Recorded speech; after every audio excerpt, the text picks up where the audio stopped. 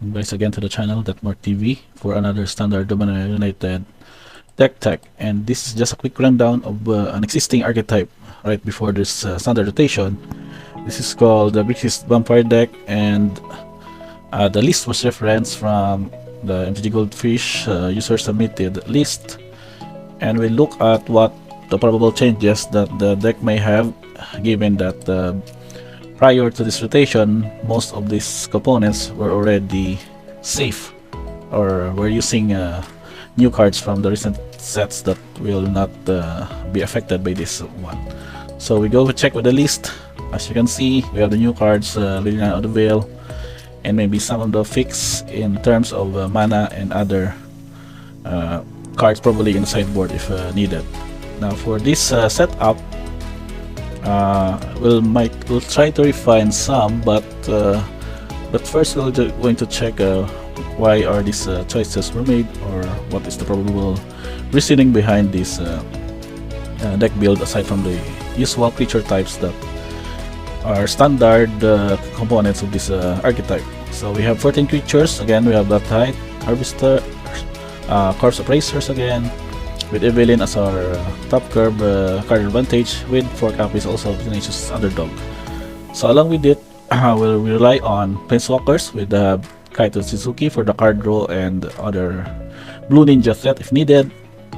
We also have the Veil for the discard effects and the sacrifice effects for creatures, and if ever we get to go with the ultimate, then -6 would be very devastating, as we can just half the opponent's or target players' permanents into the pile of your choice. So it is then supported by Kamigawa United Sorcery. This is Invoke Despair.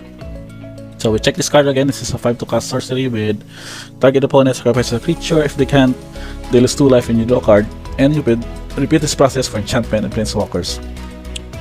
So in the same way, you can make sure that you can get rid of their planeswalker. They're one of their relevant creatures, and the different drawback here is that if they can't, you can just have them lose 2 life and you will draw a card to refill some of your gas in this process. So we have 2 copies of these for certain situations that we need, that will go with the mid game up to the late game. Then we also have a single copy of Soul Transfer. As I remember, this is already a part of the build right before, as I've tested it on local tournament. It is very reliable in the sense that you can just have a spot removal, but also you can return your own Liliana or Kaito Suzuki to be able to generate more advantage and provide more gas to your board in the late game.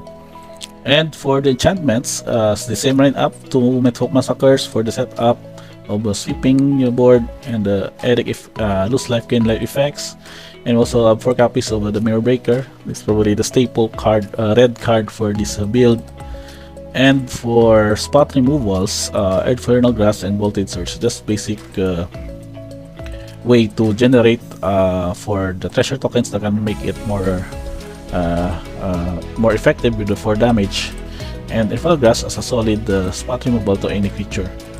But for this build, I might sure that we can also consider 1 copy of Sorin from Crimson Bow, replacing a copy of Liliana, since having too many Lilianas is not really in priority of this deck, because maybe of the not really providing a threat on its own, but it can still protect its own card by the sacrifice effects. But consider that we need to be more of the threat once we control the board early on. So I will really have a copy of Sorin here in the main deck, so that it can generate the card draw also, and create 2-3 vampire tokens with lifelink and flying. Now for check for the land lineup, he has 25, but I'm not sure why he's using this card. So that's Battlefield Caves. I might be able to replace this more with more copies of Haunted Bridge. Also having these Jetters. These are just fetch lands. That's I'm not sure why they'll go with fetching much, since we need more lands late game, because of having Mythok really considered to be more efficient in the sweeping. So that means more mana sink to consider. And the new cards that we have added for the light up is this copy of Sulphurous Springs and Shivan Reef, one of each. so they may not have to pay colored mana to deal one damage. So we will try to avoid that as much as possible. So having these low lands to do the fix instead should be more efficient and be able to set up. Then one copy of each of the utility cards, Takenuma, Otawara, and this one, Otawara and Sokansan for this setup.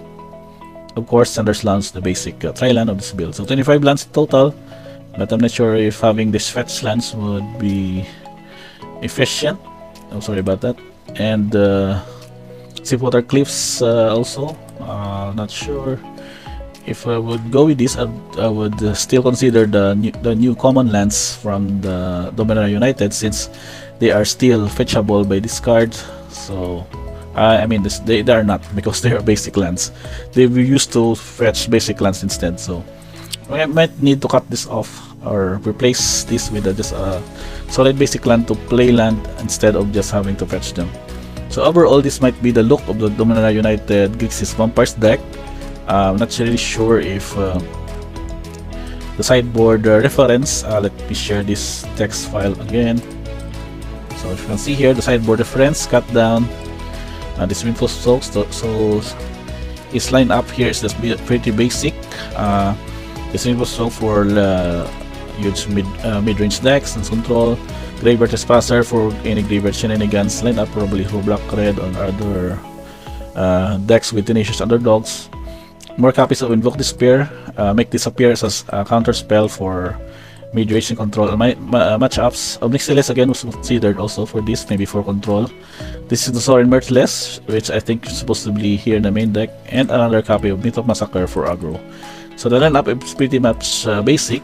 Didn't want to really rely much that aggro would be still a good deck choice here, but given that they've added a few late game counters instead, so they might be leaning more for the mid-range matchup instead of course the aggro on the metagame that will be more prevalent. But I think the current metagame would begin with the mid-range mono blocks and the other tricolor decks that has transferred from the previous metagame, such as this one, Esper also, and John. So that's about it. This is just a rundown of this build. So for any suggestions you would like to have on this list, feel free to comment on this video in the comment box below. And don't forget also to like, subscribe for this channel or more coming out. The Dominaria United standard decks and the other deck strategies and card components discussions to have that on the following videos. So that's about it. Thank you for checking this video. Until the next time.